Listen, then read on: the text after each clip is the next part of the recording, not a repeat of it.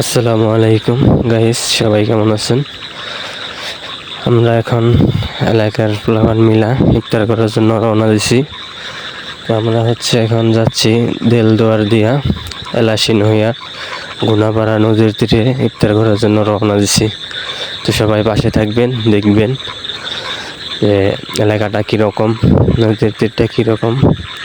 সবাই পাশেই থাকবেন, ভিডিওটা দেখবেন মনোযোগ দিয়া।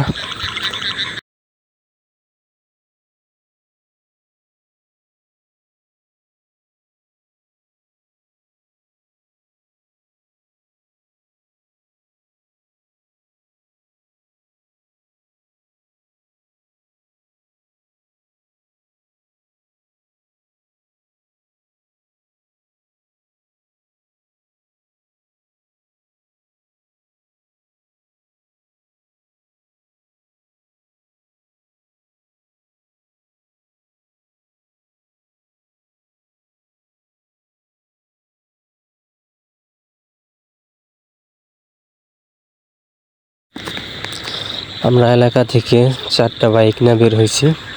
তো সামনে দেখছেন 3জন যাচ্ছে, 3 বাইক নিয়ে। তো আমি সবার পিছনে পড়ছি। তো সবাই থাকবেন, ভিডিওটা ভালো করে দেখবেন। আমরা বেশিক্ষণ লাগবে না যাইতে।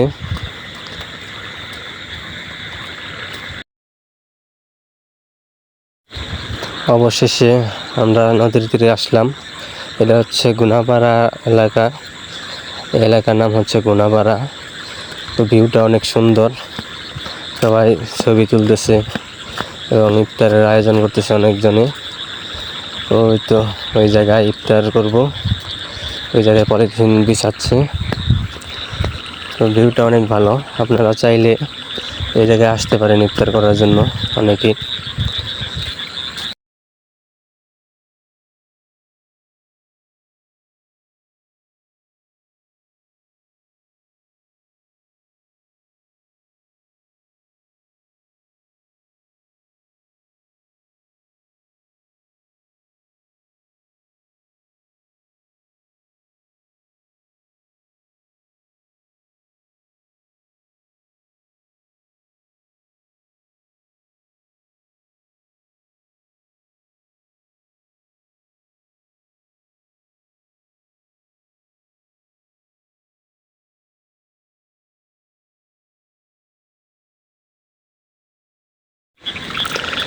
যে এটা হচ্ছে আমার মামাতো ভাই, অনেক খুশি আমাদের সাথে নিয়ে আইছি। তো অনেক চালাক ছেলেটা, ওকে নিয়ে আইছি। অনেক আসতে চাইছিল এই কারণে। তো আপনারা যারা আশেপাশের আছেন, তো সবাই লাইক করবেন যদি জায়গাটা ভালো লাগে।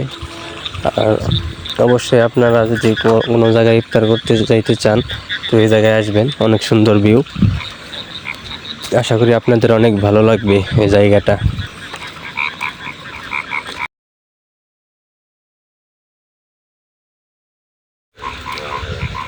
তো দেখি এই 4জনে পলিথিন বিছাচ্ছে, এই জায়গায় ইফতার করব। তো দেখি ইফতারের কাজ একটু সবার সাথে আইডিয়া দেই, এই কীভাবে কাজ করে।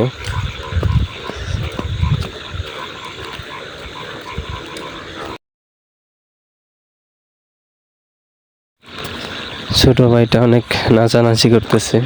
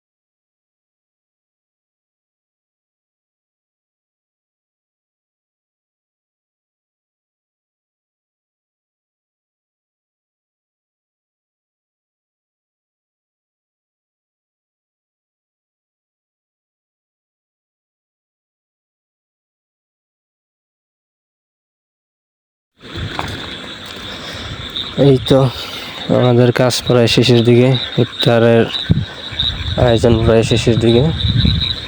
তো সব কিছু গুছাইলাম, শরবত বানাইলাম, যে আমার ভাগিনারা সবাই শরবত বানাচ্ছে, সবাইকে বিলিয়ে দেওয়া হয়েছে।